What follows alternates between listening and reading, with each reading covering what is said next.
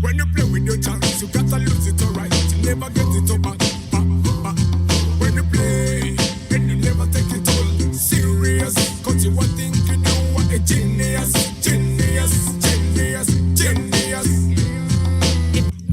When you play with your chance, you gotta lose it alright. You never get it all back. When you play, and you never take it all serious. Cause you are thinking you are a genius.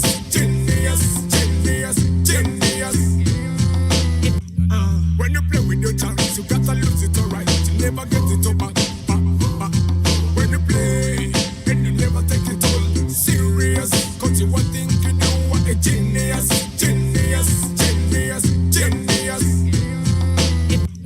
When you play with your chance, you gotta lose it alright. You never get it all back. When you play, and you never take it all serious. Cause you are thinking you are a genius.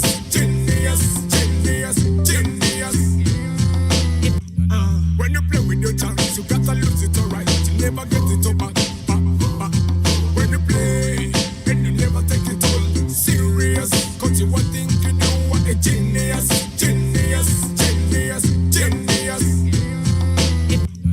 When you play with your chance, you gotta lose it alright. You never get it all back. When you play, and you never take it all serious. Cause you are thinking you are a genius.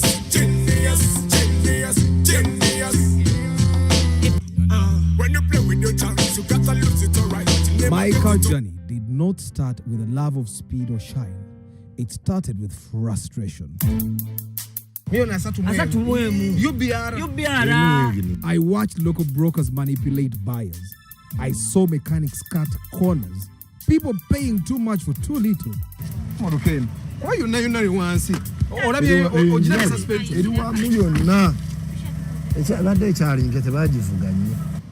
Paso, Vitiz, Sienta, Spazio. And I could not stand by while our car happiness was stolen from us. That's what lit the fire in me. I wanted to change the narrative, one ride at a time, to make sure everyone could get a decent car at a fair price, to do the inspections others skip, to share real, honest reviews, to give people the knowledge they need to make better choices. Because for me, it's not about the horsepower. It's not about the shine. It's simply for the love of cars. This show is not just about cars. It is about our cars. It is about our journeys. It's about our love of the ride. Welcome to For the Love of Cars.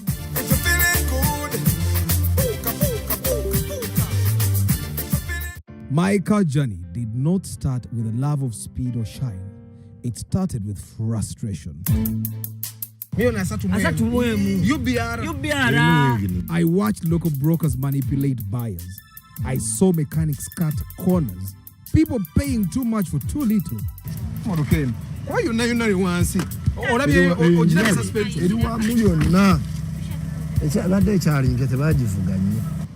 Paso, Vitiz, Sienta, Spazio. And I could not stand by while our car happiness was stolen from us. That's what lit the fire in me. I wanted to change the narrative, one ride at a time, to make sure everyone could get a decent car at a fair price, to do the inspections others skip, to share real, honest reviews. Hi guys, so we are seated in the Lubanu built Model 1. Yes, so this is Uganda's number one first locally assembled by Ugandan electric small tiny hatchback. So the Lubanu one will take 4 passengers, 4 people, driver, passenger, and 2 passengers in the rear. And the horn doesn't work when the key is out, and then of course even the double indicators don't work when they. That's interesting. So we have got a chance to come and talk to the manufacturer or assembler of this car, and it's a very interesting bit. We're going to have an interview, and then we'll also get a chance to drive this car on the road with him. He'll drive us, and then I'll drive him as well. It's interesting, so I look forward to the journey. So come with me, and let's have this conversation together. We talk the truth, not just a brand for car lovers across the land.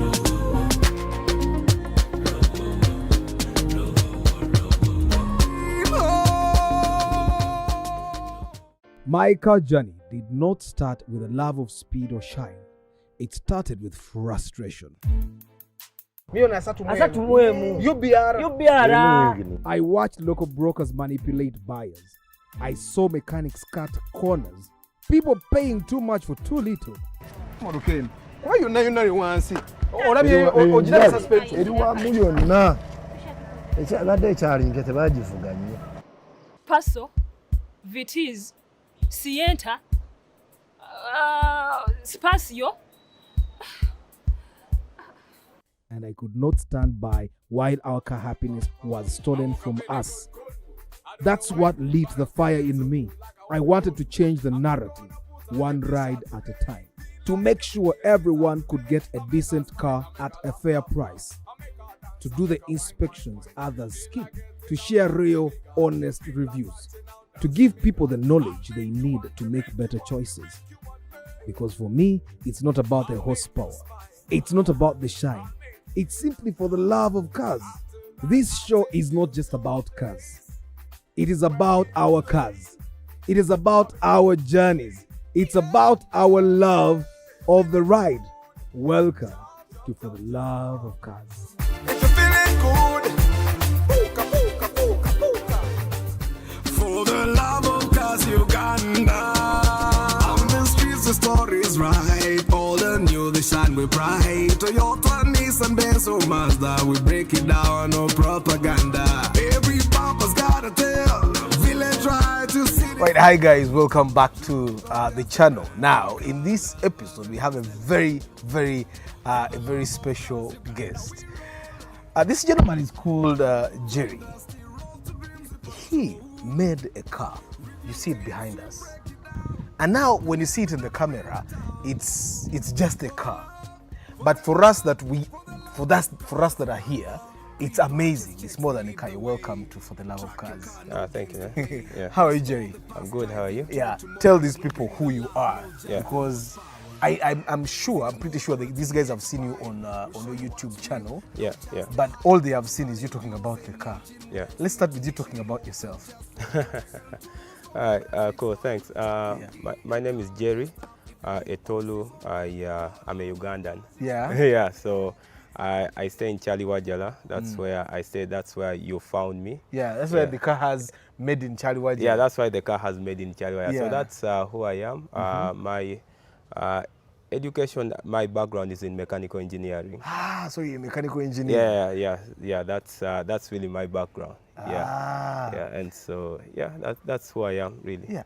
So okay, now I think I get how you end up with the car, but what inspired you to say, let me build a car? Because I see you have another car at home, the one you drive. Yeah. So what inspired you to say, you know what, let me build a car?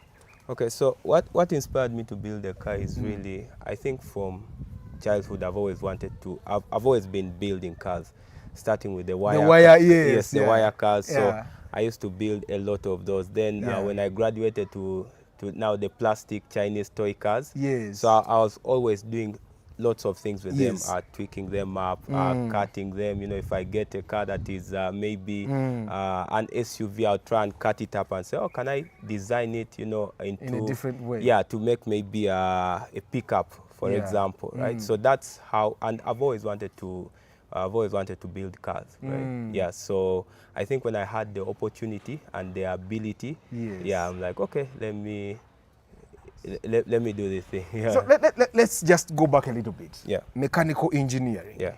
What do you guys do? Like when I hear mechanical engineering, are you a mechanic? No, not necessarily. So why are you a mechanical engineer when you're not a mechanic? Okay. Yeah. So my background in mechanical engineering was more to do with manufacturing. I majored in manufacturing. And now the funniest thing is that I actually wanted to do automotive engineering, something to do with cars, right? Yes, yes. And then I could say I was misguided by one of my friends, and I ended up in manufacturing, right? Yes, and so when I did manufacturing, I actually, because manufacturing has to do a lot with industry and all that, and then I could not see myself sitting in an industry watching over machines and all that. So that was my idea of what manufacturing mechanical engineers do, right? I could see them on seated on a screen, you know, watching over boilers and watching over all those things, maybe at Kakira, you know, maybe at a steel mill, and you're looking at all these things. So I found that as a very boring profession and field, right? So yes, I did it, and I got the papers out of it. Yes. Yeah, from Chambogo. But then I ended up.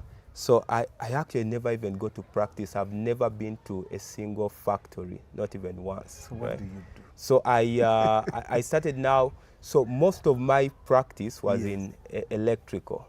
So at one point I worked for a company that does electrical installations, lines and all that, right? So I got a little bit of knowledge in there.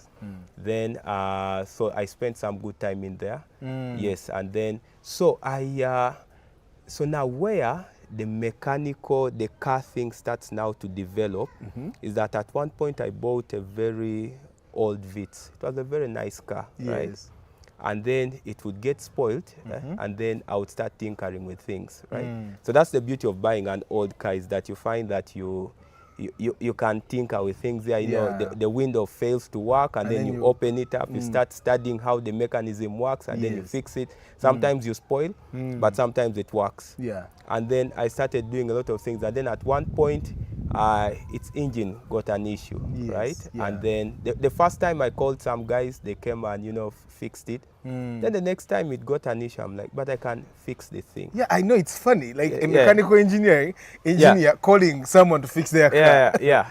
So that's where most of my tinkering around, you know, the car started working on the suspension. You know, when the suspension would get an issue, I could take up parts, and then there's a time when it really got, so I wanted to like overhaul the entire engine, right? So it was seated at home, so I went.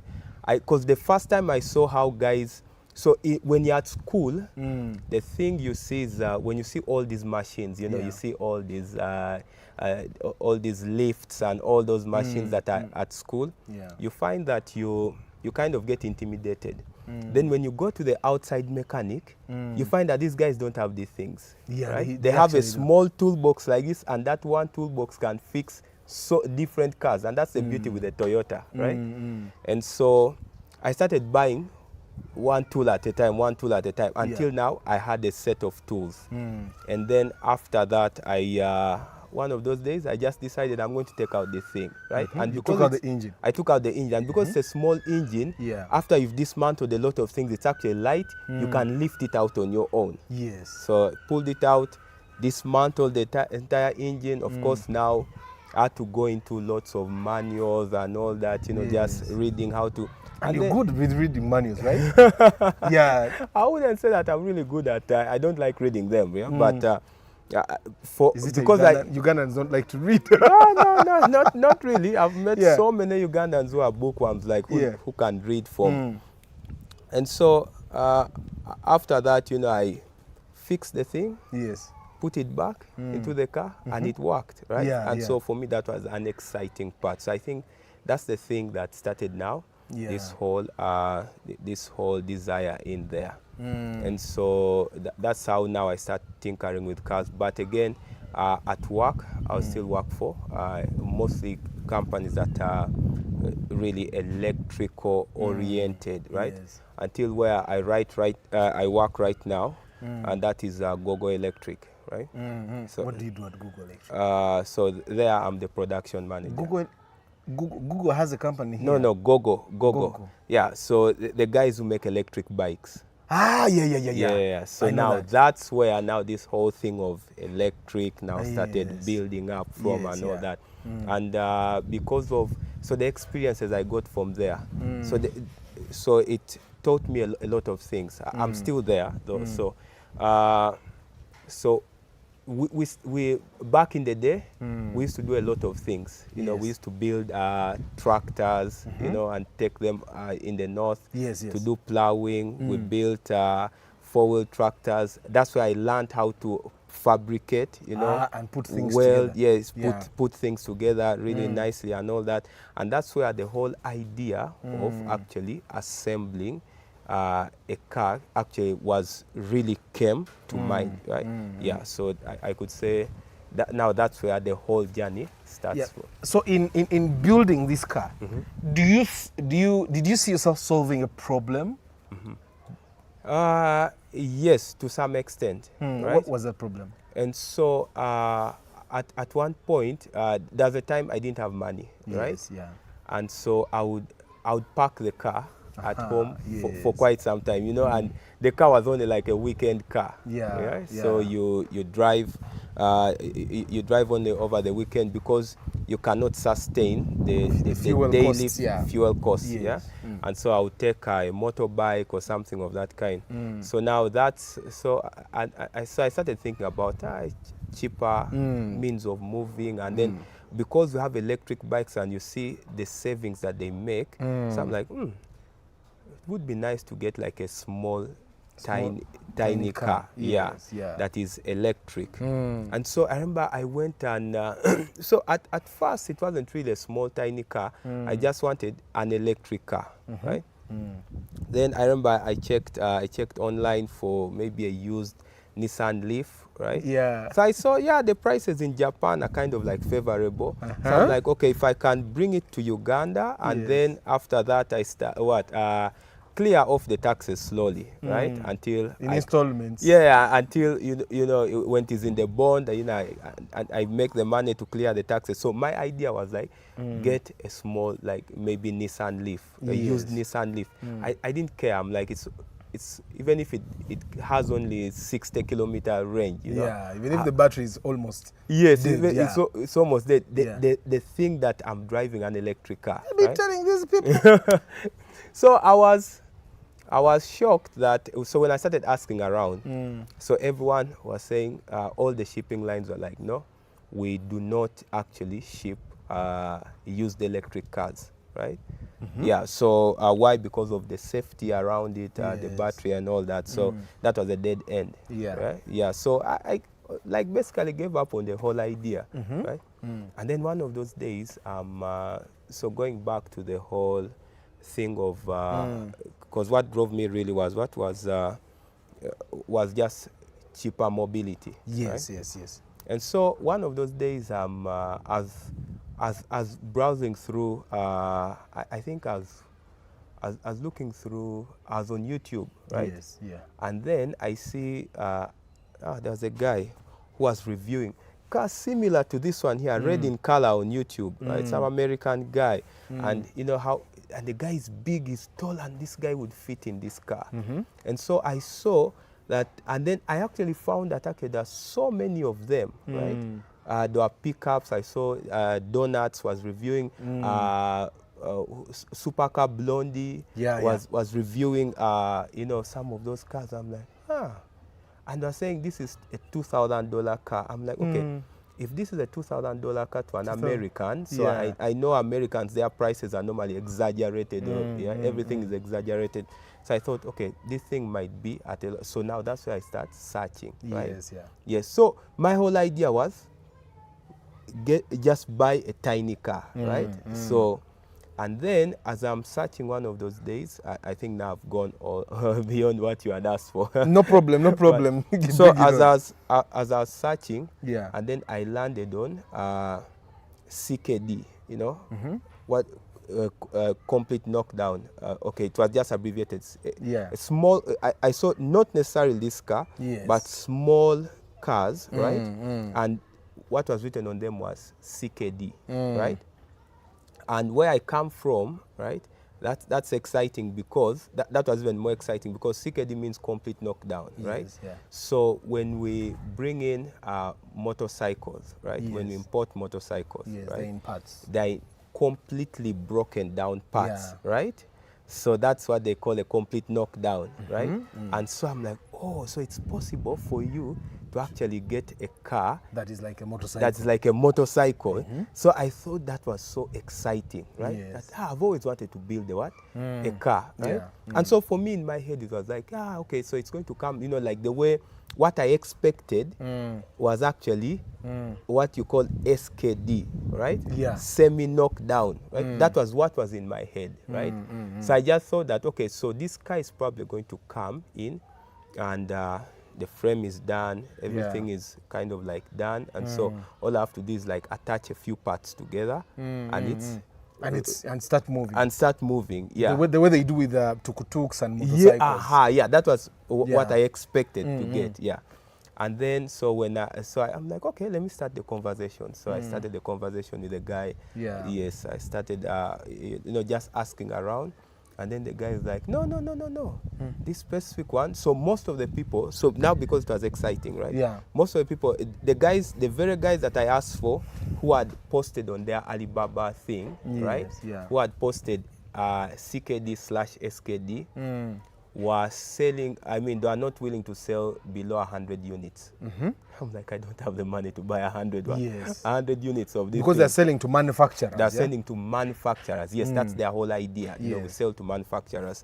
And then all the other people that you'd ask were like, no, you cannot, you're not capable of what? Of assembling this thing. Yes. So, because remember, in my head, it's the way we assemble motorcycles, right? Yeah, so you're thinking and it should be easy. Yeah, with our motorcycles, yes, we do modifications on them, right? Yeah, but they are not as complex, right? Yes. So I kept wondering, why do these guys keep saying that this thing is so hard? So hard, yes. Yeah. And so so most of them kept declining, right? So I just kept asking around until I landed on one seller, and the guy was like, yeah, I can actually get it for you. Yes. Yeah, and so he shows me photos, and then that's why it was even more exciting. So I'm like, now it's even more exciting. So I can actually see it even. Yeah, so what I expected was something similar to what we do with tuk-tuks, right? Yeah. And now this guy is like, no, when you say what I actually mean by CKD is a complete bare metal thing. Now for me that was very exciting. Because you get to actually build it from the ground up. From the ground up, yes. Yeah. And so that's how the whole journey is. So you have a design in mind. So what was like the shipping process? Hi guys, how you doing today? Today is Friday the 13th. You remember, so far this year was talking on Friday the 13th. Something big might be happening in this country. Together with TikTok. Something big might be happening in this country this year. Today Friday the 13th bid so far. You guys, today I'm going to be talking about updated car prices. Now, nyine moroke ezimu zesirina nengenda bankugamba. Waliwo moroke ezimu nga nkadde. Okitegeera. Waliwo moroke ezimu nga ngenda kuga price ya moroka nkadde because kati mu bond it doesn't make sense to buy them anymore. Naye waliwo ezanga zongenda kugamba prices za bond. I think I have about 60 cars. About 60 cars, and yeah, Kati, I'm going to be giving you all the prices. So kembuze ku bantu ku YouTube. Bali bameka obate bali yo sibabuza. Bayinzo bate bali yo nga netuminkiriza. So guys, today is Friday the 13th. On Monday I'm driving a Hummer. I'd like to tell all of you. Tonyiga. Byajja bigereke. Ewammwe side ya mama ne yatatawo. Ne wa tatawo side ya mama we ne tatawe. Ne mama wo side ya mama we ne tatawe. Ne wajjajja wa zala tatawo omusajja side ya mama we ne yatatawe. Ne wajjajja wo omukyala azala tatawo side ya mama we ne yatatawe. Ani yali avuze ku Hummer. Okulanda kwe kutya. Nebolanda teri nebonolanda teri yali atudde Muhammad generation za mwezi zonna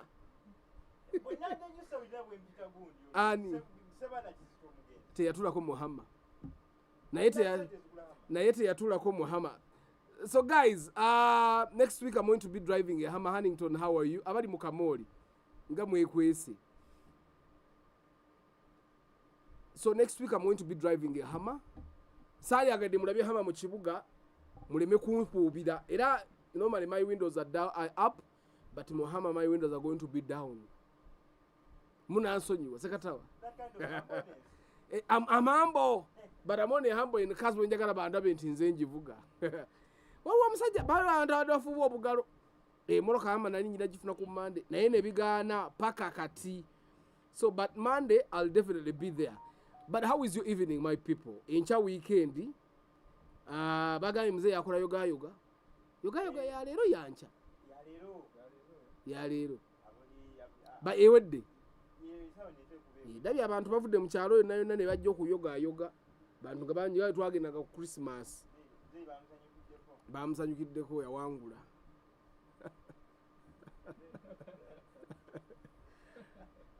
Yoga mzee. We are happy for you mzee. We bali kuangula kalulu. Anyway, we are going to talk about prices. Last week twagula auris. Twajigule million ana munya. And somehow people thought that 44 million is too much for the Toyota Auris. Twagula 2012. Now, the prices I'm going to be telling you are of the models that most people are buying. This is between 2010 and 2012. Musubaru katimugulu mugula 2014, 2016, yeah? Abantu ku YouTube tebogera. Simon Baker, how are you? YouTube tetudemu akantu ke yatukola lya aka network. Nzo tukola akantu ka network kali. So guys, bwe ogenda okuli obulamu olunaku olwaleero, don't drink and drive. Yeah, be safe because we need you safe. Tukwagala ng'oli bulungi. Kajambo Giovanni oli otya? Banange baganda bafa bali e Dubai, in Middle East generally. Tubasaasira bye muyitamu. Tuli mu basabira omusiramu munnamu ono kyali mukola enkoko. Alinga atamanyi nti basiramu banne bali babonaabona. Asazeewo ye yagale. So anyway guys, tubasaasira, tubasabira embeera mugiyitemu nga muli bagumu ate era mubeere nga muli gumite. Akagamba kugumite kagwayo kata. Nkawira bulizi nange manje kategeza n'esimu. Oba mugumwe, oba waguma nnyo. Mbasabira bannange baganda bafa bali e Dubai mubeere gumite. Ika Wagama, how are you Enoch? Oli steady. So prices, twagula Auris ya million ya ana munyane mugamba ya bay. We bought a Kaundo at 60. 60 has always been the price for the Kaundo. We bought it 2012 at 60. So I'm going to be going through the prices. But then soma wano ku Jamwa. Jamwa mamuulirako. Wala ku musajja gwe bayitanga Jamwa. Jamwa was yaliko MD wa NSSF. From what I've read about Jamwa, he was a brilliant person. But from the comment section ku X, he was the last corrupt official to be locked up. Ndio yaba okusiba Jamwa. Corruption nebiro officialized balekira okubasiba. Kati babaleka bulesi. Ye yali mu temangalo ojikire takali temanga yabagula kwa mama Mbabazi. Kati Jamwa was the MD at that time. Kati mbwe takabali gula bilioni 11 lyali amama Mbabazi ne Amos Nzeyi. Kati mbwe gula bilioni 11 ti lyali ettaka eryo lyamuleetera ebizibu. Omanyi buli muntu abaka ekireeta ebizibu. Ettaka lyayitajamu ebizibu ne batane yo auditing abayita KPMG ne auditing. Kati bwe bamu auditing ne bakizuula nti sente zimwe z'NSSF ezitwalanga n'agamba olinga nako mu America ng'azikozesa bibye. Ne bamusalira emyaka 12 mu kkomera. Bamusalira 12 years in judge bali mu Amita Katuusi. Judge Bosco Katuusi yamusentencing emyaka 12 mu kkomera for those crimes. Na akola appeal. Bwakola appeal bajaji basatu aba court of appeal ne ba upholding abeereyo. But in 2024 bamusonyiwa. Naye bwe bali bamusaida judge Katuusi yamusaya n'agamba you go to prison but after you come out of jail for 10 years you should not hold a government post for 10 years. Kati of course bamusonyiwa. Simanyi oba gundi yali eweddeko but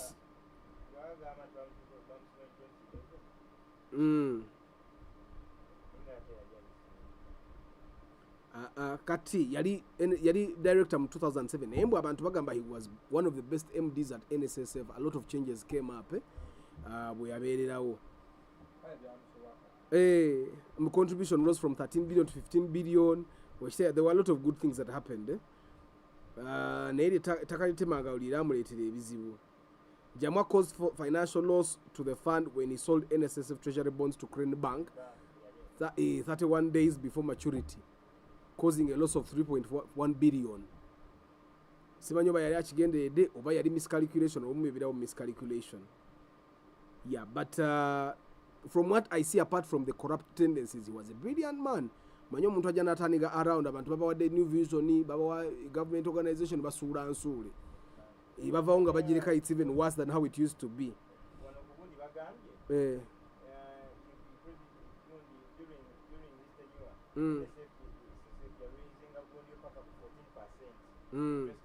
Yes.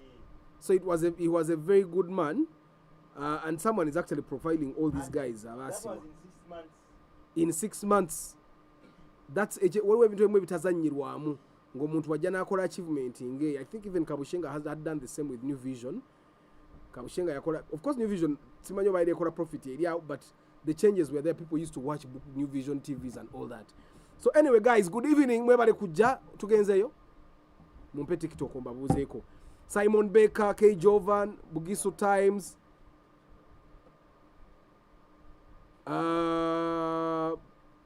webale nnyo esaala zonna mukulu Arthur Mungu ajja tukuuma amiina. Mwagenda bakuumya ddala ate muveeyo mutunyumiza ebyali mu lutalo nga mutugamba temusabira ntalo Uganda bikompola bikuba.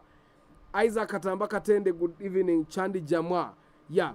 So anyway guys, let's talk about the prices.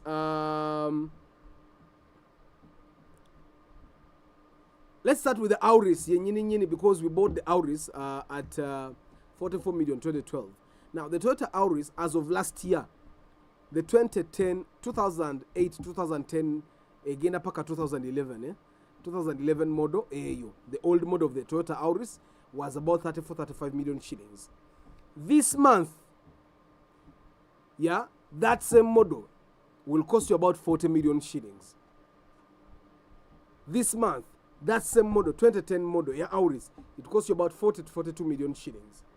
Now, the model that, because that model is too expensive, model gen recommending ogule obo inagula 2012. Now, 2012 model, you get a costing a 43 million.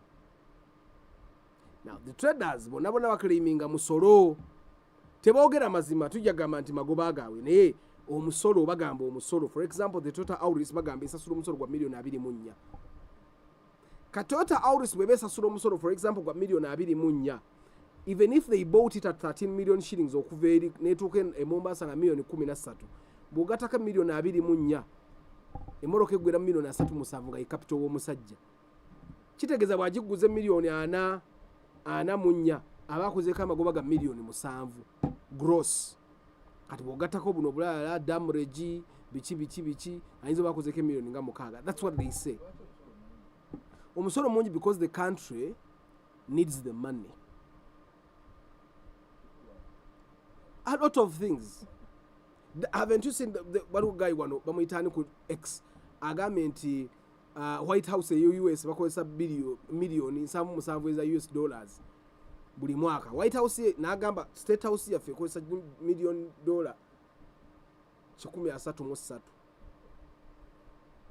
Okitegera kati fe ebintu byaffe government yaffe ekola ebintu bingi okusiga eya America. Ekyo njagala mbere nga mukimanyi ebyenkulaakulana government yaffe ekolera abantu gwe wali kuze singa teyaliiwo babagema polio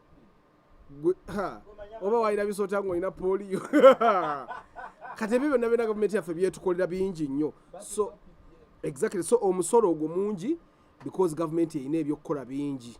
Kati ne babloga babawadde billion 5.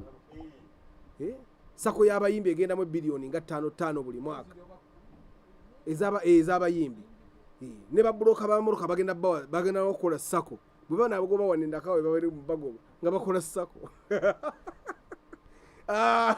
nga nabo tubawe billion nga 12.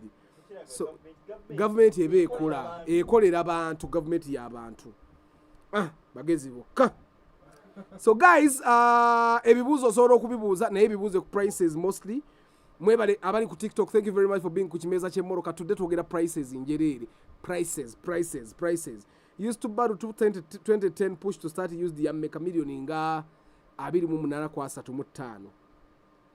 Lwaki bikuba mu bondi tekyaliyo 210. Rich daddy chichi aina kyatadde wano mu Uganda government ayaya mu batugema polio when the vaccine came as a donation nedda zali sente zaffe za muwa musoro people you people need to be patriotic nga Arthur ne team ye eri mu studio. I want to have my first car 7 million naye nkyatidde mu nvuge mmotoka ki ngenda kugamba ey'omusanvu. Leero program nikonze kaso ngenda kuwumulamu eddakiika nga 5 era nkomewo. So let's go. Mitsubishi Outlander 2012, okay? Ngenda kugamba Velfire Alphard Velfire milioni anazo bei tekyuse. Bajja kula mu ya milioni 45 naye milioni 4 izano gifuna kwa 38 awo ye range yote kyuse. Some cars tezikyuse bei yazo naye ngezimu zikyuse. Let's go up here in my list. Let's start with the Toyota Primo. Toyota Primo used to cost between 43 to 45 million shillings. Now there are other people that used to sell them even 50. Sagara obeera ogambe Arthur naye gwe mmotoka gy'ogambe ya 45 zenga nagigule milioni 6. Yes, oyina ensonga lwaki gwe wagigula 6 bayinza oba baakubba. Ukitegeera wanga gwe baguze mmotoka ya kyuma. Ukitegeera. But the Toyota Primo ebadde kati gwe manya twogera ku modo ba Toyota Primo kati abasinga atandise okugula 2015 I think. But twogera ku Toyota Primo nga tuva ku mwaka 2010 ya okudda waggulu kati ziri mu bondi ze mugula 43 to 45 esaawa eyo Toyota Primo ya 47 to 50 million. Muwa mweyongedemu million 2 ku 5. Arion is like the Primo. Is like the Primo, but more, I think more youthy. It will cost you 48 million shillings. It was also 48 before. The Corolla Fielder used to cost between 32 to 36. Oba basuubuzi oba si basuubuzi ebadde milioni 33 kwa 36. Right now, Corolla Fielder eri milioni 35 kwa 38. Axio is the Primo version that is 1.5 liters. Axio egenda kukostinga 38 eno boy siyamba suubuzi eno bei yamba eno ebimalayo 38 eyo bei tekyuse ebadde 38 eresigadde 38 ne Arion yali 48 nesigalayo kati waliwo Corolla gye bayita Corolla yeah the new version of the namukadde 38 era yo tekyuse ne tugenda ku Belta. Some of you guys are buying the Belta. Some Belta naye togula Belta ya siso 10 Belta bwoba ogigulagula ng'erimu 1NZ ebadde 36 to 38 yote kyuse 36 to 38. Vitz, Toyota Vitz used to cost 25 million shillings.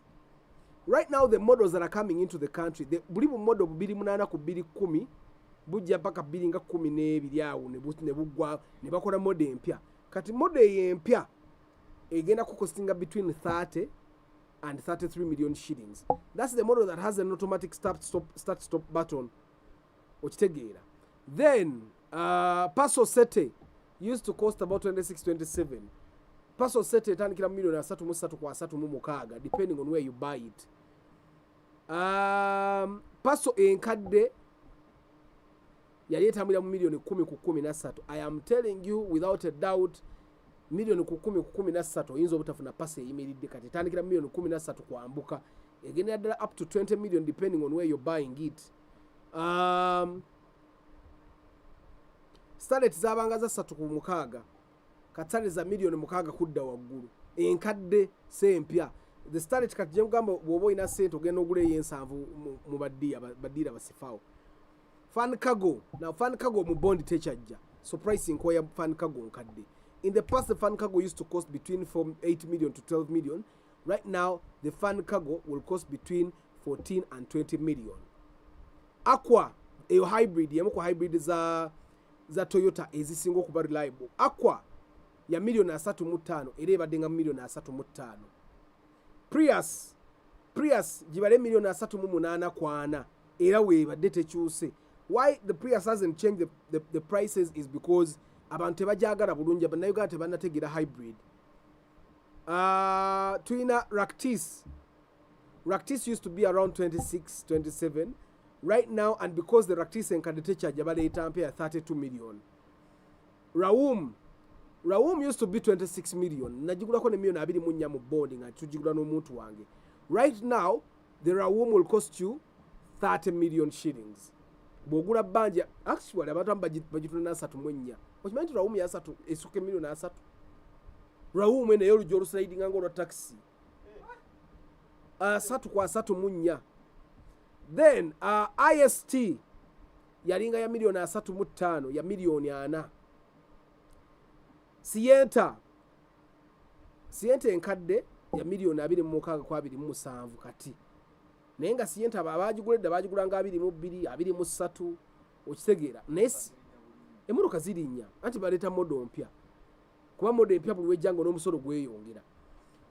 Sienta empya egenda tandikira mu million nga 29 kudda waggulu. The 2012 model yaka box. Kati ate eri ey'obutaala obwagala okubeera obulifu ogimanya eringa embwa. Eyo Sienta eringa embwa erigenda million paka 47. Tezanya. Waliwo etali hybrid. Naye akataaka Sienta akalinga embwa kalekaleko. Kalimu oludesign naye kagenda okukwata abantu wano abakagula. Ate ani agenda okwagala okukagula. Mu bupya kalabika bulungi naye mbokadde kagenda bakalabika bubi. Banaye Sienta yeringa embwa. Ipsam, because I know there are some of our brothers here that have little money. Ipsam edda yaberanga ya million 4 ku million 7. Edda Ipsam esawe no sebo.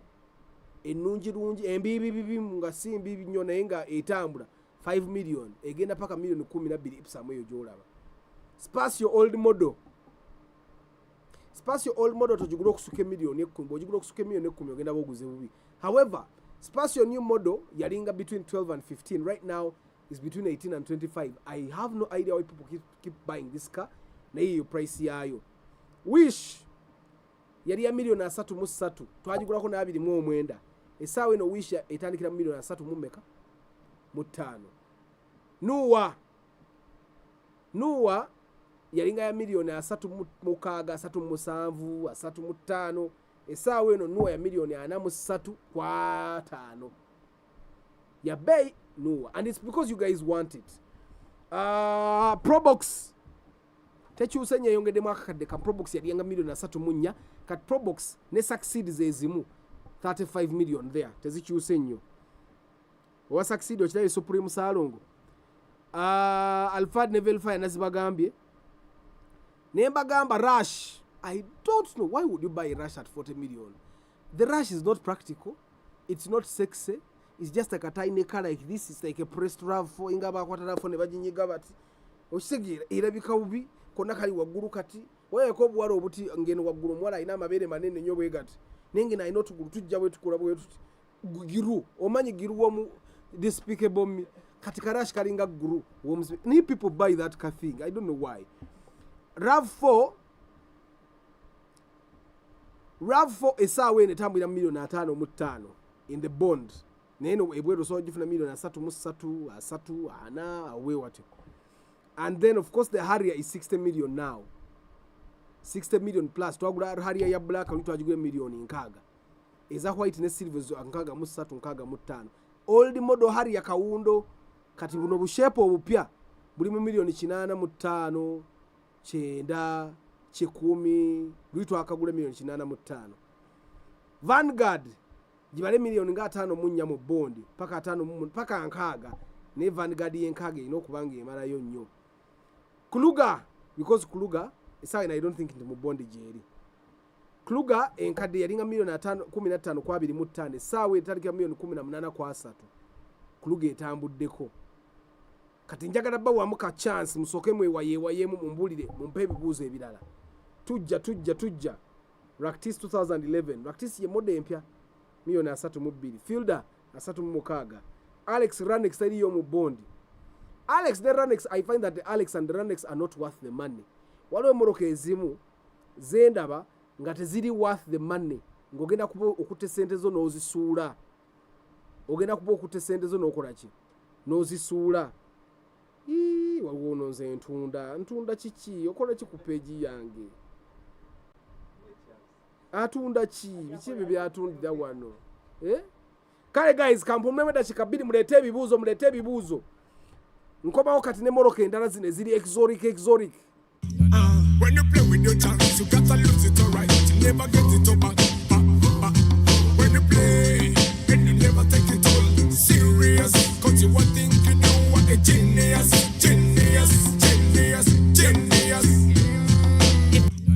When you play with your chance, you gotta lose it alright. You never get it up back. When you play, and you never take it all serious. Cause you were thinking you were a genius.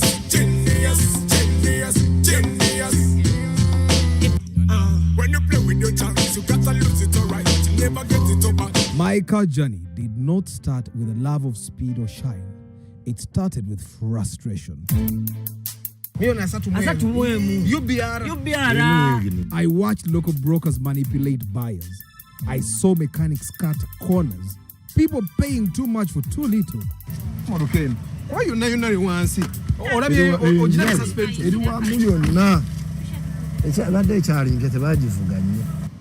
Paso, Vitiz, Sienta, Spazio. And I could not stand by while our car happiness was stolen from us. That's what lit the fire in me. I wanted to change the narrative, one ride at a time, to make sure everyone could get a decent car at a fair price, to do the inspections others skip, to share real, honest reviews, to give people the knowledge they need to make better choices. Because for me, it's not about the horsepower. It's not about the shine. It's simply for the love of cars. This show is not just about cars. It is about our cars. It is about our journeys. It's about our love of the ride. Welcome to For the Love of Cars. If you're feeling good, My car journey did not start with a love of speed or shine. It started with frustration. I watched local brokers manipulate buyers. I saw mechanics cut. when you play with your chance, you gotta lose it alright. You never get it up back. When you play, and you never take it all serious. Cause you were thinking you were a genius.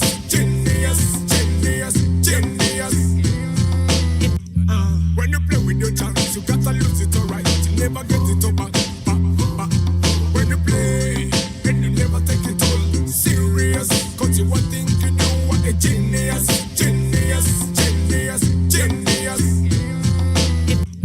When you play with your chance, you gotta lose it alright. You never get it up back.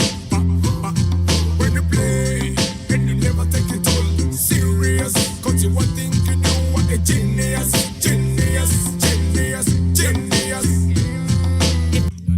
When you play with your chance, you gotta lose it alright. You never get it up back. When you play, and you never take it all serious. Cause you were thinking you were a genius.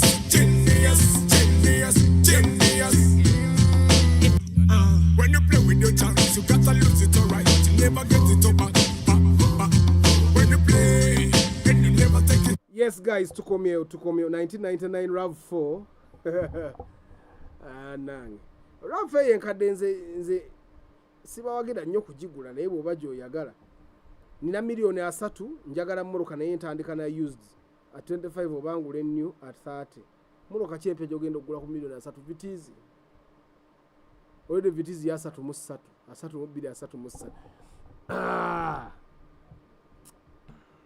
Prado zitambulira wakati wa milioni 165 ezo emmotoka ezo ez'ebbeeyi prices tezikyuse nnyo Land Cruiser 70 series eri mu milioni 2 ne kati mwe mbagamba Land Cruiser munazigula soko ndifreshingirako ku document yange onteremu ku ezo prices za Mazda ezo ontegedde mukulu refresh the page otekemu prices za Mazda BMW E46 eyo nga saaji taddewo kuluga mu bondi simanyi nti gyeri kuluga gyeri mu bondi eyo between Rauma and Actis, which one is better in terms of durability? So, but guys, let me tell you this. Emoroka, if you're talking about durability, Emoroka zo nangumu kebere Nissan X-Trail, kebere Outlander, kebere Nissan Note, kebere Mazda CX-5, kebere Mazda Axela. Emoroka ezo zona they are very durable. Chovola ati Emoroka nyingi eziremya abantu okukanika ziri mu lujja naye tezonooneka ogisanga wongera namu nga bwe yali. The trouble normally comes at maintenance when maintaining the car is actually higher. Yeah, the cost of maintaining the car is higher than you leaving the car there. What we it was a comment nagamba mti mukwano gwe avuga Nissan Note nga ayagala be exchange ngene Sienta ati wa Nissan Note amwongereyo sente okitegeera kati omuntu aba ayagala dukusuulamu. It's one thing that you guys need to understand. My people on YouTube mbadde mbabandoninze nnyo naye ndi nammwe. Why is Lexus Kawundo not common in Uganda like the Toyota one? The Lexus has a bigger engine. Lexus always has big engines. Ojja kusanga Lexus tandikira zira ezisinga ziri 3.5 and that's a lot of fuel to be spent by Ugandans. So tebafaayo. Asa, why aren't you speaking about the model year? Because Amorad came and speaking about the models between 2012 and 2016. That's what the people are buying. Those are the price ranges. So some of the cars that are not common in Uganda are not common because of the poor fuel economy that they have. Buli moroka jona ku ngudo ze Uganda nga teri common. Gwomanya nti enywa nnyo. Otherwise Ugandans would be buying the Hammers bazisobola. Na ye omuntu agenda okukibala abalamu nga sente ze tezivaayo. After how about your favorite car, Toyota CHR hybrid? CHR will go between 70 and 77 million. The Toyota CHR. Ate njagala naye sente kubula zino. Jeep Compass 2022 sijimanyi ge mazima nja kubanga kulimbye. Vitz with 1.3 liter okay. It depends on what 1.3 liter engine is in that car. Bwekaba bakaita ka engine. Oina mu 1.3 liter engine za Toyota. Ogula ontede Mazda. Ogula only 2NZ. Togula engine etali ya Toyota mu 1300. Bwogula emmoroka n'ogigula engine etali ya Toyota nga 1300 ogenda kukaaba. They are weak. Those engines are weak. Remember, most of the engines that are not made by Toyota are made by Daihatsu. Daihatsu makes very weak engines. Chovola, most of the cars that were taken on by Toyota, ngazisuka siso 10, they put Toyota engines. Okitegeera.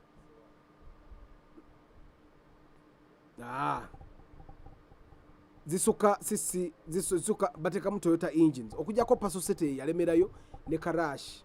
Ne Pasosete tenasumbuwa abantu. It hasn't. I've not seen anyone complain about it.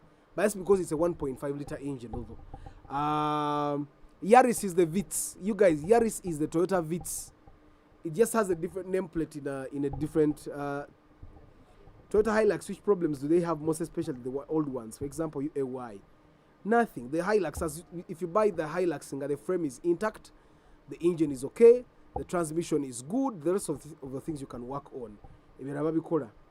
Outback 2016, again between 35 million shillings and 40. 35 and 40 million shillings, depending on where you buy and what you're looking for. Now, guys, some of the prices that I'm talking about are going to depend on what you're looking for. I'll tell you a car costs you 35. You go to the bond, and most of the 35 million cars are blue. Nga you want white. And the trader is telling you, white wa bay. Kati gwenga oyagala kugula white ku bay ya blue. Muntegeera abaganda bange. Emmoroka gyekoma okuba ne kala eri dark, gyekoma okuba ey'ebbeeyi mu bond. Gyekoma okuba eya layisi. Emmoroka kala eziri bright. I'll give you an example. Emmoroka za silver za bbeeyi nnyo. Regardless of what type of car it is. Emmoroka za silver za bay, white naddako. Awo bikala bine grey naddako actually. Silver bwavaako grey naddako, white naddako, bino bikala birala ne biddako. Why? Grey ne silver tebiguba. White aguba. Grey ne silver teziguba, white aguba. Kayate zino endala zikulubuka nnyo black, blue, purple, yellow, ate red akubye emiggo. ate yero akubooza kituufu kiba kirungi ne tugamba abantu omuntu ayinza ogenda n'agula emmoroka ye ya red nalowooza everything is going to be okay neyekanga nga bamukubye emiggo oli n'agula eya yero alaba abantu butamubuuza abuuza abantu tebamudda mukumbe yagula emmoroka ya yero. So it's important for us to and guys ebintu byenjogerako biri reality ku ground, they are reality. Togenda n'ogula emmoroka ya kale ekubye emiggo. Crown 2011 can refreshing on of the price yayo bikale ebirala timwe muli blue, purple, green, red, orange, maroon. You guys that have been to the bond, you realize bogenda ngo ina sente entono naye nga zigula emmoroka eyo zali msana check the maroon one nga kusindika mu maroon. Someone is selling Spacio new shape 8017. Truth be told, the engine is good but body isn't. Na Spacio 17 naye U80 oya jogo tomujjako paka butugwayo. Impreza 2017 ekyukamu koka sente kubeba shape ekyuse. Neka 2016 okifuna million nga 3.5 kwa 3.7 2016 but 2017 kati umanyo boli nyobo ingira 3.8 because the shape changes. Kanango chi kano guys tuli mu kusonda project kabagalo kweyungako project kaya gulwadda aba project kaya gulwadda jeri ne episode esokeza project kaya fe yokubitwata na kadozi shootinga na you can decide to be part of the journey no gamba Arthur ku project kaya kwa demi twala abiri agalanji gago account number ita wao wansi scrolling ogirabe eri mu Stanbic account number kuba screenshot ogenda oteke yakasente kotadeo na amanyago gatekeko namanyo gatekeko kambe Arthur nze gundi kutadeo yakasente kwa account yo kakagenda account egenda ko sente za project kazokka. Urban Cruiser Grand Vitara sorry Forester 2011 guys don't buy a Subaru hybrid sorry bwenjogera bwento mbanga alwanisa. The reason for buying hybrid vehicles is to save fuel. Subaru hybrids don't save fuel, they increase power. Hybrid yonna bw'ebeera ng'erina engine ng'erina ne motor eba n'amaanyi okusinga counterpart yayo etayina motor. Mu Toyota, mu Honda, probably Suzuki, you save fuel. Mu Subaru weeyongera maanyi. I've had reports nti Subaru hybrid eyo ne engine tevaako kati ate what kind of hybrid is that nga engine tevaako. Nuwa 2012 used ebera million 28 wishing you shape 27 ng'ogijjawo ya 27 you people oyagala baguze emmoroka enzibe kale katudeeko ku listi yaffe. Aboku YouTube Felix Ariatungisa sound is bad.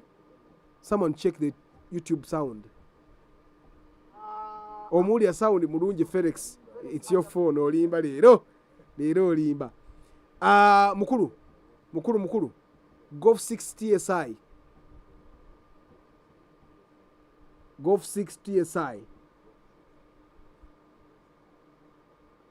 mwe mulaba wano ebintu byenkola wano nyina tiimu eri wali okay kale tuddeyo ku prices zaffe tulabe. Mazda CX3 ya million 4 tekyuse yabadde ya million 4 esobola okukkamukko katono ne million 4.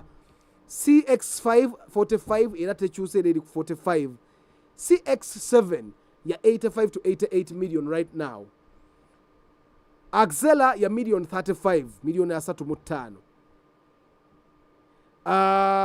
Tiguan ya million 47 yabadde ya 45. Touareg 55. GLE million 10 twagigula GLE twagigula million 10 nga 35 yagenze dda mu 15 kati 15 GLE million 4. Golf 60 TSI Golf 6 TSI agenda ogula blue tech ya million 10. People have money.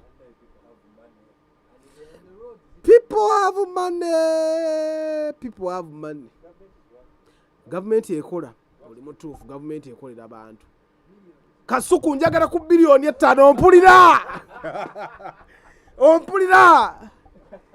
ompulira ne tiimu yange yonna neegasseeko ga sako sereza sako naffe tukoleyo kasaka akaffe kagende keyunge ku sako eri enkulu ka 10 ojja kagula miliyoni 5 ku 6 Mazda CX-3 nkugambye ya miliyoni 4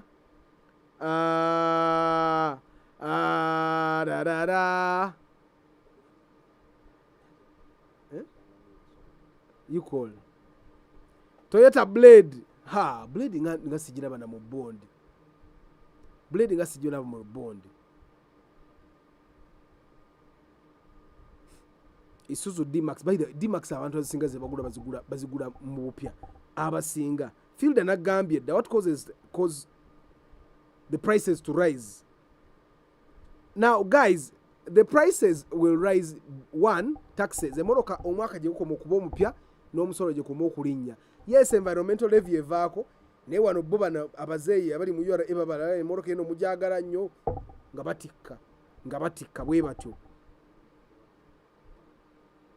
nga batikka Rumion eri miliyoni 3 actually Rumion is cheaper than the Auris cheaper than the Fielder okitegeere Wish New Shape used miliyoni 2.75 Subaru XV miliyoni 5.55 olowooza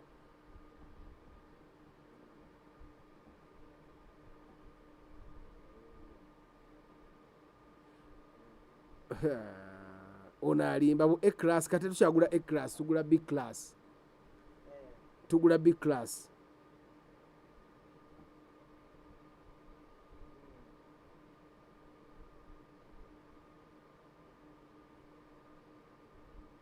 waliwo ekimoroka Mitsubishi Outlander ya miliyoni 4 nabadde njibagambye eyo Honda Freed kalabika bulungi omanyi ka Honda Freed kaagala ofaanana mu kefaananako kyoma kaagala ofaanana mu siyente eno eringa embwa naye ku kalungimu ka miliyoni 22.24 naye gwamanyi bw'oba okagula Honda CRV ya miliyoni 5.5 Honda Fit yali ya miliyoni 3.2 kati ya miliyoni 3.5 Honda Fit mwabajagala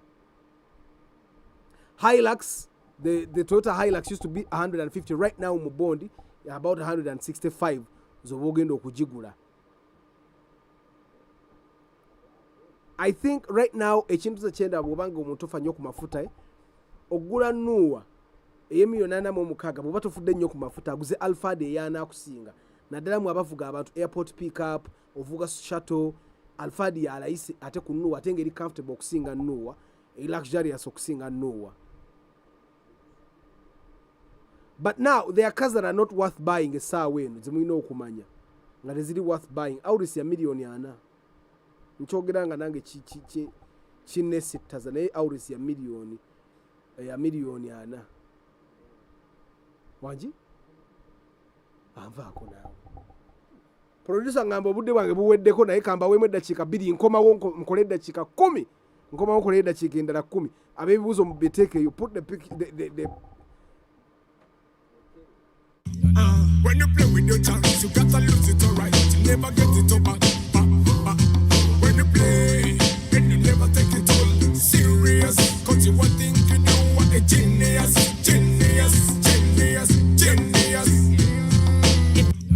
When you play with your chance, you gotta lose it alright. Never get it up back.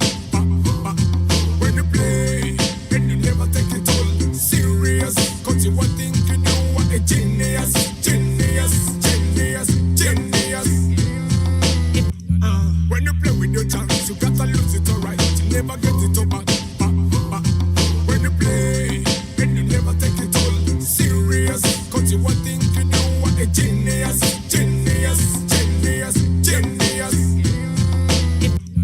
When you play with your chance, you gotta lose it alright. Never get it up back. When you play, and you never take it all serious. Cause you are thinking you are a genius.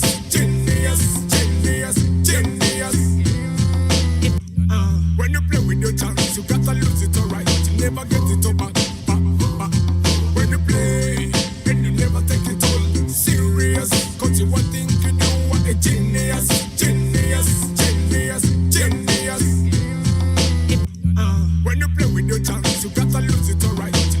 it up back. When you play, and you never take it all serious, cause you were thinking you were a genius, genius, genius, genius. When you play with your chance, you gotta lose it alright. You never get it up back. When you play, and you never take it all serious, cause you were thinking you were a genius, genius, genius, genius.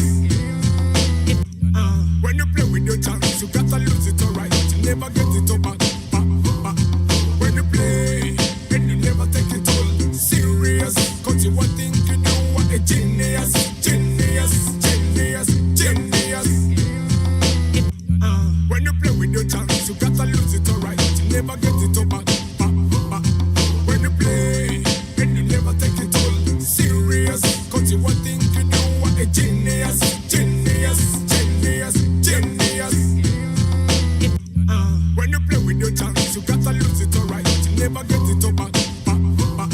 When you play, and you never take it all serious, cause you were thinking you were a genius, genius, genius, genius. When you play with your chance, you gotta lose it alright. You never get it up back. When you play, and you never take it all serious, cause you were thinking you were a genius, genius, genius, genius. When you play with your chance, you gotta lose it alright. You never get it up back. Yes, guys, I'm back. I have 10 minutes. Let me look at my updated list. Now, every month, we're going to broadcast Ekimeeza kimunga kya ku updating prices. Nga bwe ziri kubanga mwezi gugwa ku prices eze zimarako omwezi zitandika oguddako. Prices eze zimarako omwezi zikola oguddako. Togula Mercedes Benz bu A class tobugula. Gula B class. Abatamanyi bu A class wa Mercedes Benz uli bu A160 or karo B160. It's an improvement. It's probably better, maybe because it's newer. Kanta erefu milioni 7 ku 10 bwogula erefu ye 7 mu bondi manyi ogenda kugula mulambo. Kanta ne erefu ennungi zitandikira mu milioni nga 9.5 okwambuka depending on your buying terms. Then there are some cars that I have on my list. There are some cars that I have on my list that are mostly bought by people that are buying zero mileage cars. The Kia, the Haval, the Ford. Kati, some of the people that buy cars like the Ford, baze importing gira, and that's one thing you guys need to understand.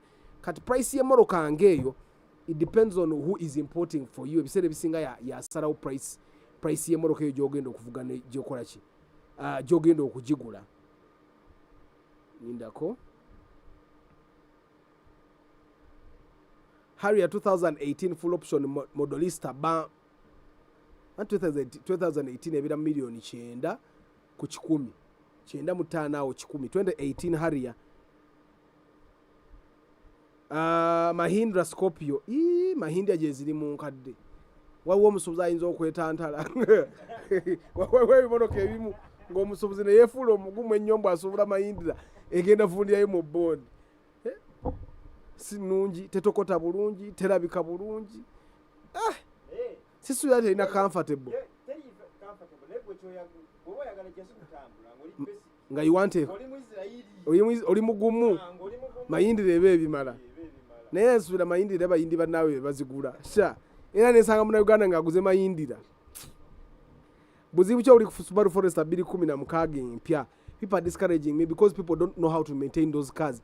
Guys, bwogule Moroka ye January recommended oils. Subaru empeza kwesa fully synthetic oil.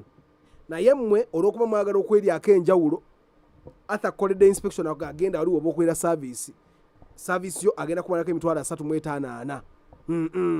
Fe ku Shere waffe ku Totale waffe ku Starbucks omwana oli abaana abakola service ku petrol station ezimu abamu si bonna abamu tebamanyi oil chechi bo bamanyi kuyiwamu buyiya ayita kadomera nayuza nayiwamu bobo ogenze ku petrol station oba Starbucks oba Shell oba Total ng'omwana aliwo goyishuwa amanyi byakola it's okay. Naye abana ba petrol station abasinga bebasiza okuta yingini za Subaru nga iwa mu mineral oil nga gaba kulimba service ya mitwalo 10 bagala kubba ata yagambye ata bamungamba mubbi kata agala kusizika emitwalo 2 ku service ata ayogera bwogezi wa bigambo bingi service inakuba ya mitwalo 11 ngotwala Subaru nga kwa service ya 11 ngetandika okwekyo kulaba tabo kumbe yingini yagenze dda. Today mbadde ne makanika nangamba ayina makanika munne gwe bakola naye waliwo omusajja omusirikale omu ku basirikale abanene abadde ne primo ya 4 wheel primo 28 ya 4 wheel mbu ng'abayita emmotoka mu speed aneekankana ngamba bikopo ng'ono agamba ebikopo bye tutwali bikutteko ng'oli agamba nja bikwatako tewali kiba nabagambye I told you I did a video nabagamba actually nzize mbagamba CVT transmission muzireke gearbox ya CVT je vuga togikwatako. So mbunga omusajja omusirikale ngaji wagayi ngajjamu ekikopo ng'ateekamu ekikopo ekirala mbu nabo bagamba mbu bagirinze neewola ne balyoka bajjamu ekikopo ne bazzaamu ekikopo era ne bagirinda ne batagikwatako paka nkya mbu nga bazzaawo nga ng'avuga weewandegiya nga bavuga paka Namboole bava Namboole bagenda otuuka ku garaji yaabwe nga giya yeekoze firi atoza giya si ate omusajja nnyini y'omusirikale ate abasirikale tebabeekweka era mugambye ekitegeeza naffe katufuneyo ku basirikale ffe bwe tusinikirako amannyo gearbox eyange bwefa ng'oŋŋamba gwe genda Arthur wish 2009 price current wish 2009 tekyali yandi kati bagula 212 right now we are buying 2011 2012 mu bondi ya milioni 3.65 nze price za Range Rover mundeke sizimanyi sazito njazisaako mu kimeeza ky'omwaka mwezi ogujja ekyogera guys buli mwezi tugenda bakwera broadcast emwe y'ekimeeza nga yakwogera prices. Subaru teyina buzibu mu servicing bubi Subaru jiwe oil waayo omulungi giservicing embudde okitegeera teyina kyejja kukola abantu bangi baziwangaze emmoroka ezo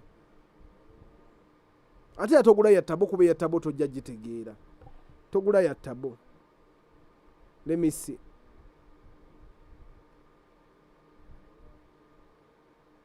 Ndovu Motors yaleta Mahindra Cars Ndovu nga mugumu owayo omuyisirayiri tumufunye ye Ndovu Motors ye muyisirayiri. Arthur recommend me 10 to 13 million cars bamufuna mpola 10 to 13 Vitz old model Spacio old model RAV4 old model Gaya Ipsamu na Ipsamu ye 10 tojigula Ipsamu tetulina gisusa 8 nga mpya nnyo 8 kuba gwe bogula Ipsamu ye 10 ana agenda ogiggulako. Guys bwe mmamugula emmoroka saagala obeereyo nga weepanka Arthur byayogera nti atengula kutunda ogula kutunda kubojja kutunda olaba makage tutunda n'otukanogaga n'amakoli bwampa ssente envaawo ng'owooza mmoroka togenda gitunda ojja gitunda. So togula mmoroka ng'omanyi egenda kusala. Primo new model 0 mileage ya mmeka gwe amutweke na olumu tuzalawemu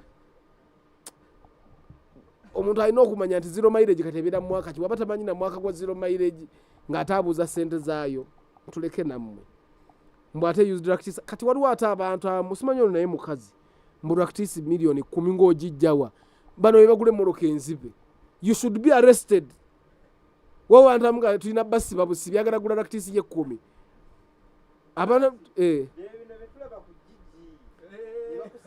ku jiji wali practice ye 10 olimba kangende ku jiji.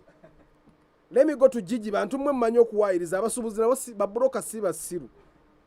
I'm going to look at cars that are 10 million or below. Price yes njagala kula emmoroka eze million under 12 million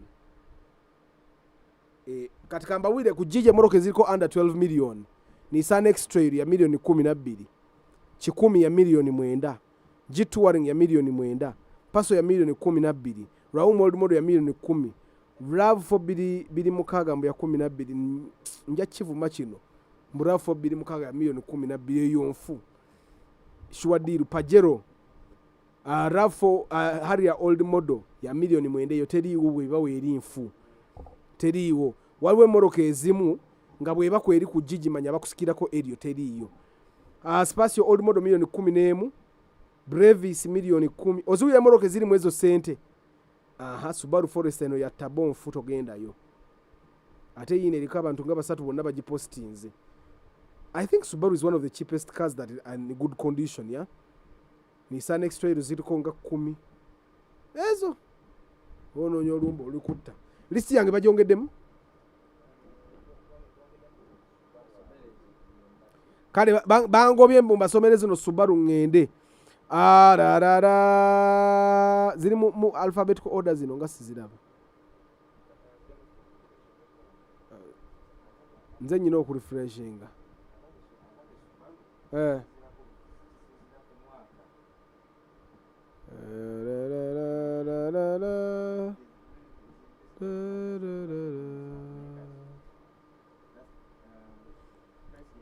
Forester etandikira milioni 37 z'abasuubuzi. 37 z'abasuubuzi. Nti ogenze eri mbasuubuzi era ogula 210. 37 enaaba tennaggwayo. Naye zigenda up to 47 million ng'ogula 2013 2014. Kati ate waliwo ziye zigenda ddala paka milioni. Bajja kujja baginsabe.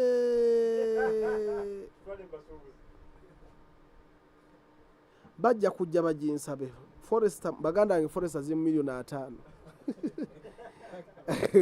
Excuse me.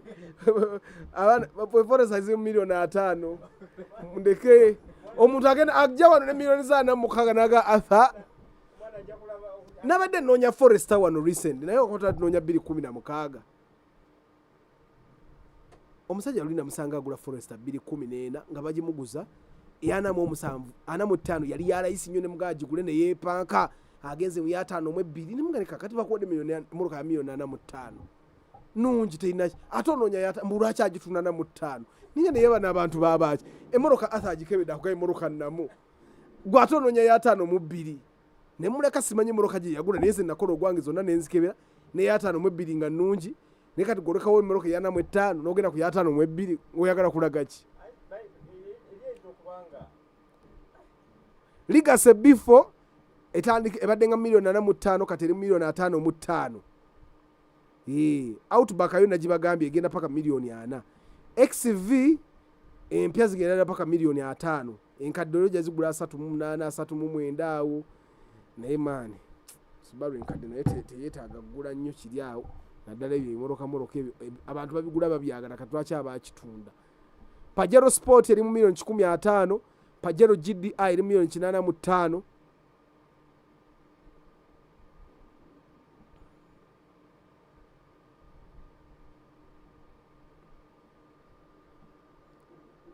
Mulowooza sigenda kukoma wano bawe update omwezi ogujja ngenda njabawa match update njagibawa Apple nga ggwako mba match update Apple nga ggwako tujja okukola Ekimeeza ekirala ekigenda okukola ky'okuba updating prices.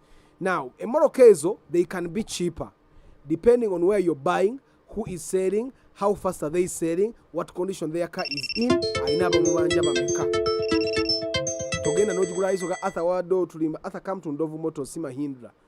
We give drive test. You will tell others. Ndovu Motors muli ruddawa. Ndovu Motors muli ruddawa. Arthur talk about Uka Japan Motors. Bana guys, nabagambye sagala nnyo kwogera amakampani g'abantu. Nyinza okusimatuka ebigambo awo ne bansuwinga. Bw'oyogera ebirungi tebakukwatako ate bw'oyogerayo ku kibi. Bw'oyogerayo ku kibi bakusiba kukubeeza mu kkomera. Kati abantu bonna nze ayagala omwogerako ekirungi ampe ssente. Sijja boogerako bibi naye ayagala omwogereko ekirungi ampe ssente. Kuba bwe nkwogerako ekirungi gwe okola nze ate teryanjogerako birungi. Bameka wawiddeyo omuntu ayogera ku Arthur ekirungi bonna banjogerako bibi byereere nga nange batanjogerako birungi ku bwereere.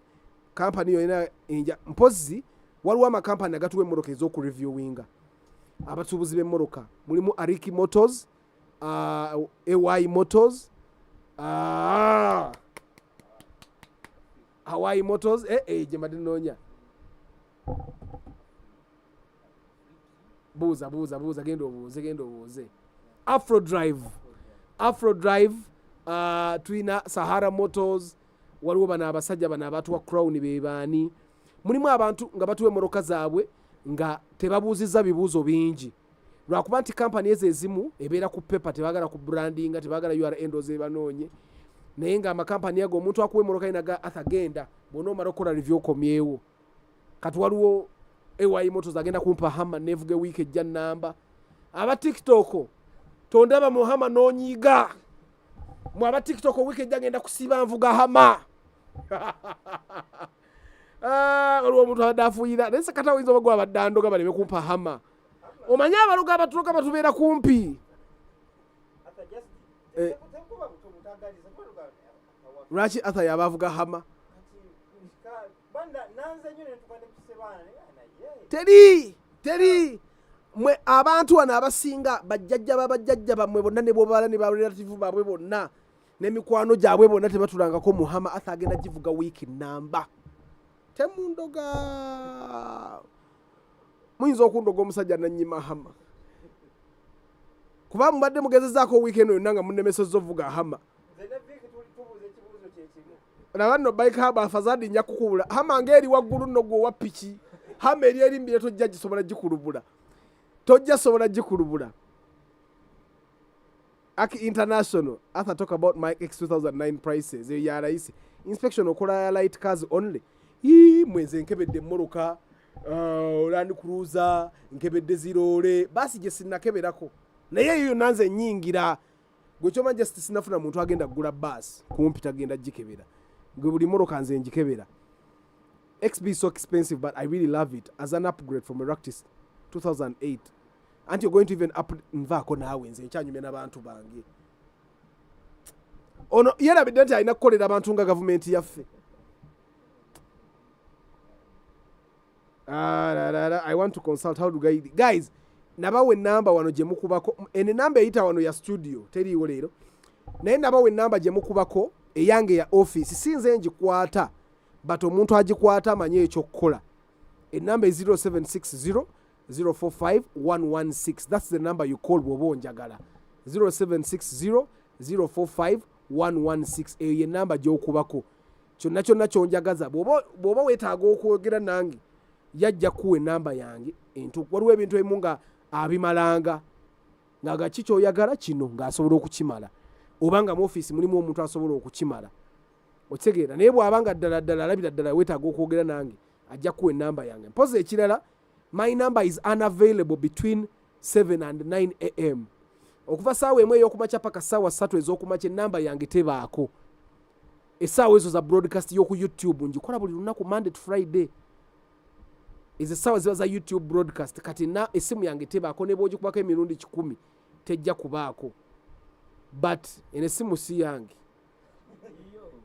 yange njiraba inenge girabika mu video n'endabisa eyange yiino. Ene simu teyina kyeba.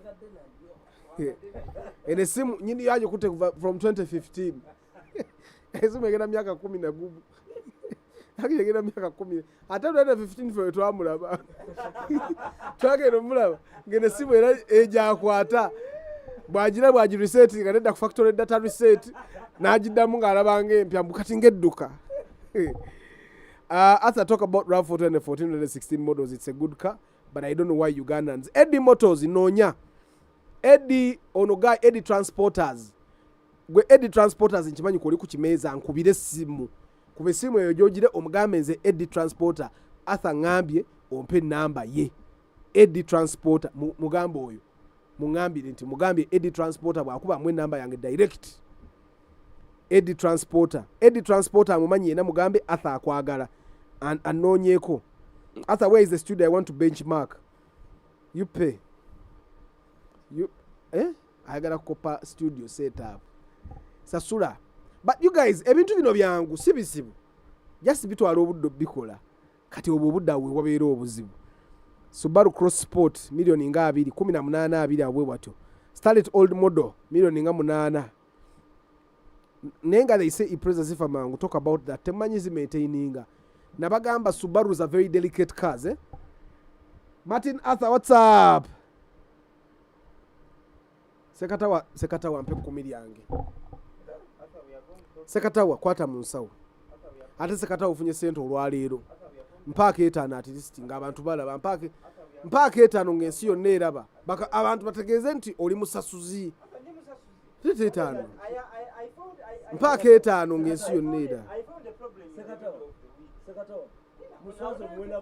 nswaza osasule 10 nono kyambadde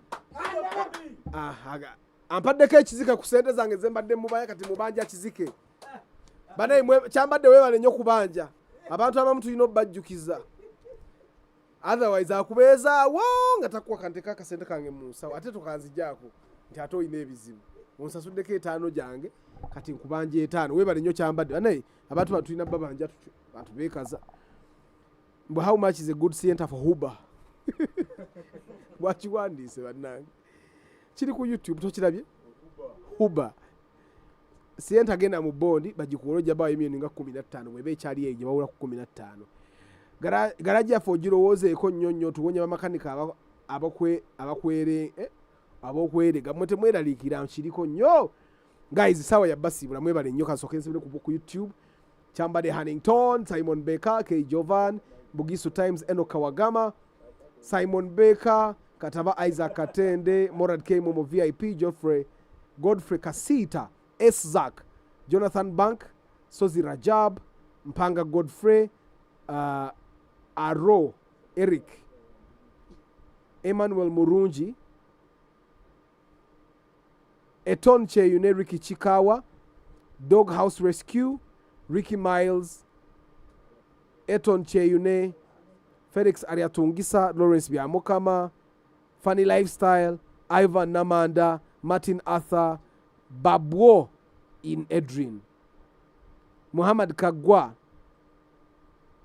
Kampala Job Listing sekatawa yakuloga anyway njagala aluteza y'omunana sekatawa naye nange kusawa mwenda nkeera kuzuuka mukama katonda abatanjagaliza vuga hama ashakara baba ompulidde ojja kutya abatanjagaliza vuga hama mwenda ngenda baswaza ku Monday ne broadcast ya Tuesday gye nyo kubeera mu hama abatana ba broadcast zange ku YouTube mubere mu broadcast yo ku YouTube eyo ku Lwokubiri Market Tuesday ngenda banevuga hama esawe no wendi ne Signals banangiti abantu bagigulanya I have to ask I'll have it in the next broadcast mu Kyemeeza ekya prices ekiddako ngenda kubamba gamba let me see Primo 2012 eri mu milioni 4.48 Crown 2016 mbadde nsibudde abasajja baagala kunnyuka bano abasajja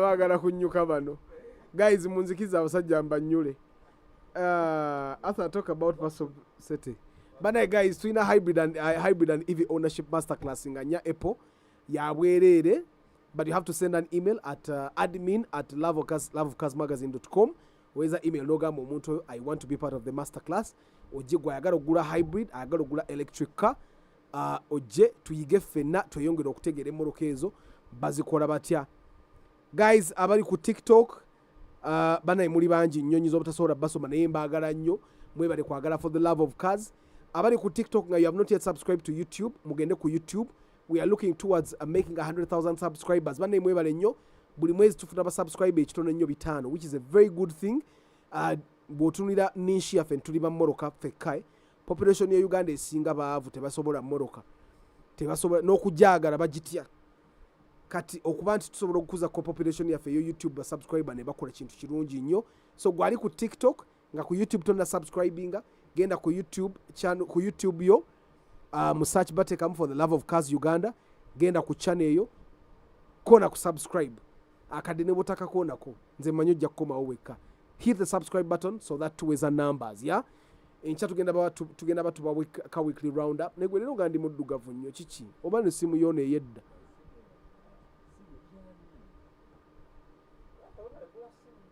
ni si yange yange wamayino bane guys mbagala nnyo ebiganje diagnosis bannange kyambadde nkola ebiganye diagnosis baganda bange naddala aba TikTok. Bw'oba oyina emmoloka yo nga makanika agikanisa emirundi ng'owulira emulemye ng'eganye naye nga gw'owulira emmoloka yo waali gyagadde etambule komawo jangu nkyagiga emitwalo 3 gyokka. Ezo za diagnosis kukebera nkugambe kino kye kitawaanye emmoloka yo. Nze nkuwe report ogitwale wa makanika wakanike oba oyagadde nze nkukanikire bitereere ebiganye diagnosis. Webale nnyo Hannington banaye mbagaliza ekiro ekirungi Arthurfield ebinanga byogeddeko dda William nabyogeddeko ogenda kuddayo ku broadcasting etandika. Bamakanika bajja kuloga tebansobola bamakanika tebansobola mulowooza nina mutwe mukalu tomulabako enviiri omutwe guliko enviiri. But guys mbagala nnyo have a very good night. Don't drink and drive. Bw'ogenda woteesiga teekako akapiira kobe mukazi funa ak'abakyala. Wali kimanyi nti waliyo female condoms zibanga ekisero oba basisaayo batya bannange zibanga ekisero kino eno waliyo ne ringi n'eno waliyo ringi zisimanyi. But guys bw'oba ogenda woteesiga teekako akapiira tonywa n'ovuga tovugisa kimama. Nalabye omwogezi wa poliisi ng'agamba essaawa ne bakwata ng'omenya amateeka ogenda mu court direct. Abalina obugombe ku mmoloka abalina obutaala mu mmoloka bonna mu bugjeeko bagenda kutwala mu court direct. But other than that guys mbagala nnyo IST ya milioni ngana. I wish you a very lovely evening. Ciao. When you play with your chance, you gotta lose it alright. Never get it over. When you play, and you never take it all serious. Cause you were thinking you were a genius.